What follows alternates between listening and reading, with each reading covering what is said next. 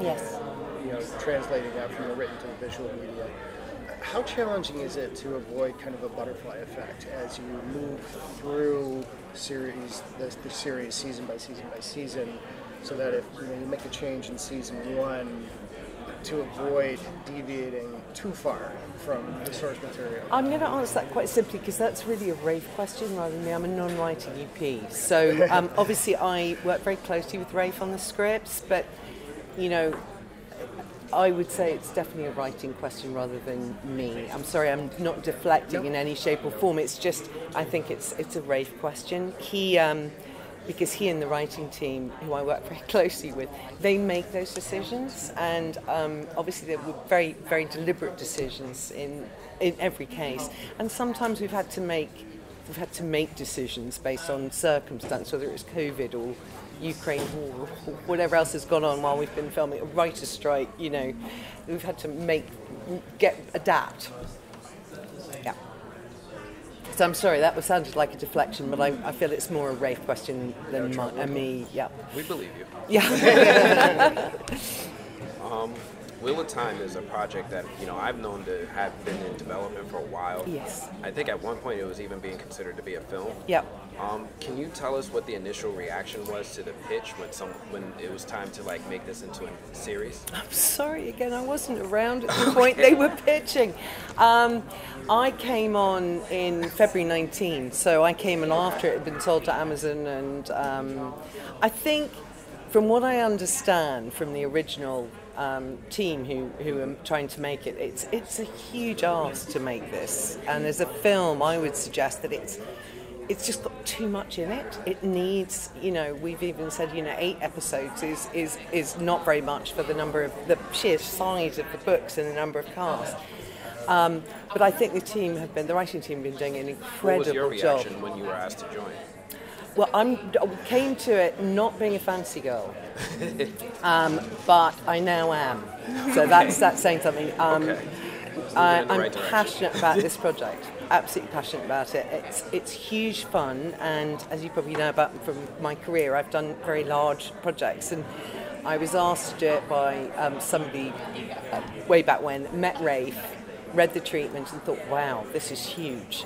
And I've had such fun doing it with the people involved, and top down, wonderful. And I'm still on it, sort of 4.5 years later. I think it's such a huge project. Number of cast, the scale of it, the visual effects of it, the costume design of it, creating a new world every time. It's been an extraordinary journey.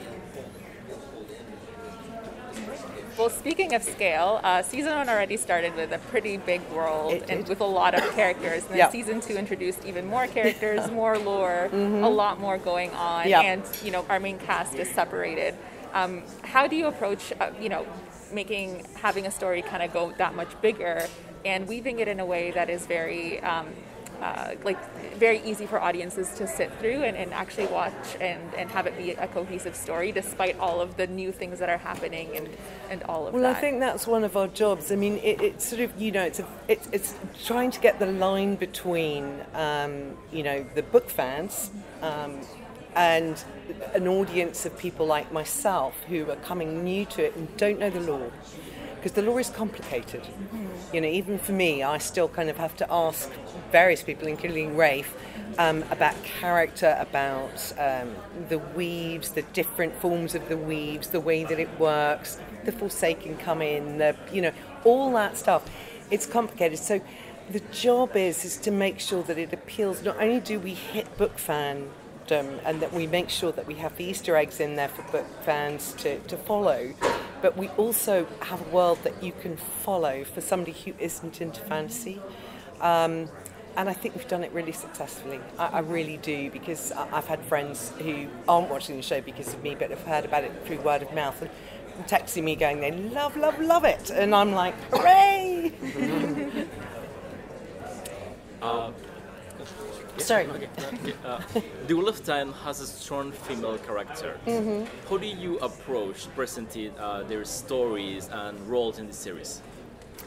Any particular female character, or just the fact that we have very strong female? Well, it was one of the things that I loved about the stories, is the fact that, you know, it's not that the men aren't strong characters. I always like to think that it's the whole of the point of the wheel is balance, isn't it? But you know, we've been so lucky and cast some amazingly strong actresses. And it's a line where, you know, you are always making sure that there's black and white in every single one of those characters, because in the real world, all of us are the same.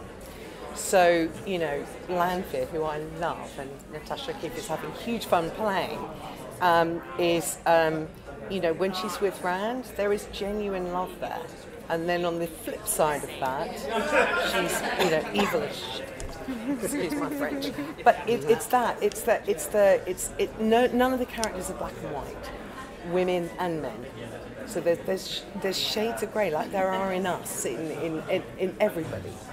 And I think the female characters, I love the fact that they're sort of strong, powerful, you know, trying to balance the world, make it a good place to be. Does that answer all right? Yeah. Well, just to backtrack a little bit, congratulations on now being a fantasy girl. That was very much music to my ears. Yeah, no, absolutely, I love it. Now that you have this experience, how has this show changed you as an executive producer? Are you now looking more open to doing fantasy projects, or are you still trying to have more variety? I think me personally, Yes. you know, I'm loving doing this project with these people. You know, I would have left if I moved on because I'm freelance, but I'm absolutely loving working with these people. They're a terrific bunch of people, and we're all away. You know, we're all in Prague as a base, so you become a family, cast and crew, yeah. Would I do another fantasy show? I don't know. I mean, you know, I like to have new challenges all the time. So I might not. If it was another fantastic show, if this keeps going, I'll probably stay on this because I love the people and I love the project. So, yeah, you know, I do genuinely love Wheel of Time. You mentioned earlier some of the challenges of producing, like dealing with international conflict and COVID. Yeah. 2023 has obviously been an exceptional year with the writer's strike and Yes. the ongoing actor's strike. From a production standpoint, you know, how difficult is that for you when there's this, everything is out of your control, and you've got a show that is really starting to hit its stride, and then that progress and momentum kind of gets derailed with something like this? How do you account for that, juggle the Well, it's competing been, interests? you know, you wouldn't pretend that it hasn't been hard. You know, they're back now, hooray, which we're thrilled about, the writers anyway. We were very lucky because we got all 8 scripts before the strike started. So has it been difficult? Yeah, you wouldn't pretend that it hasn't been, because we didn't have any of the writers, you know, able to change scripts, or, you know, but we kept going. And I have to say, because we're still filming, and it looks unbelievable, and the stories are great.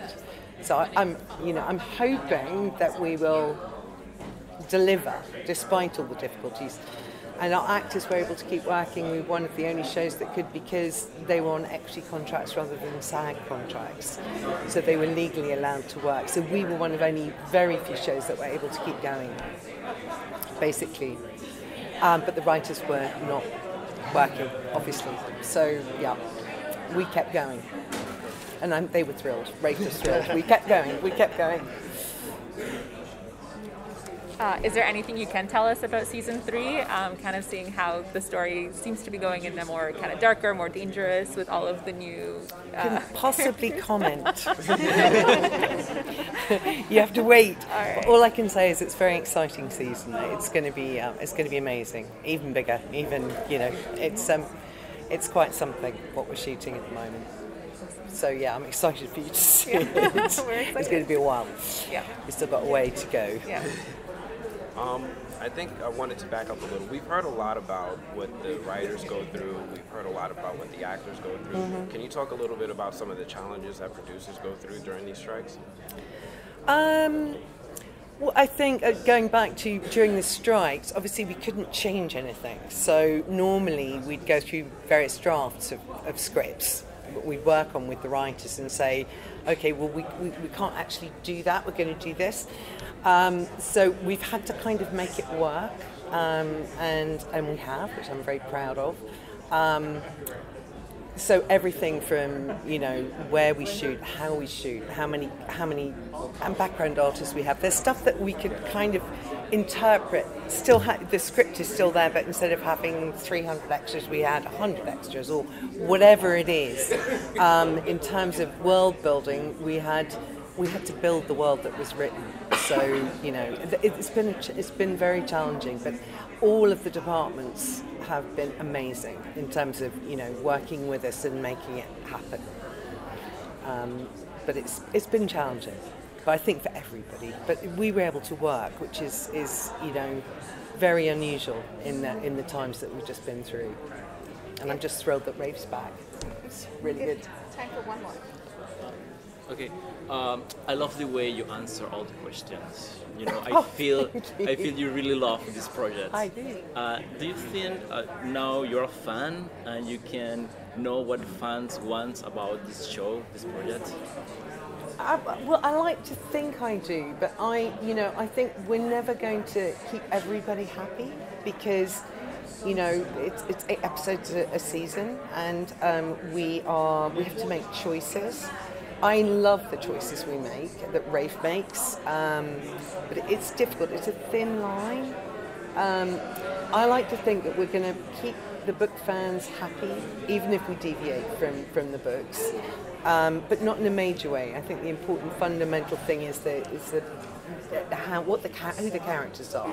I'm all about the characters and developing them, so we follow them, and I think we'd stick to the books with that. And then I'm also a huge fan of getting people who would never watch a show like this normally to watch it and fall in love with it. That's what I would say. Thank you so much, everyone. Thank you. Thank you. Thank you.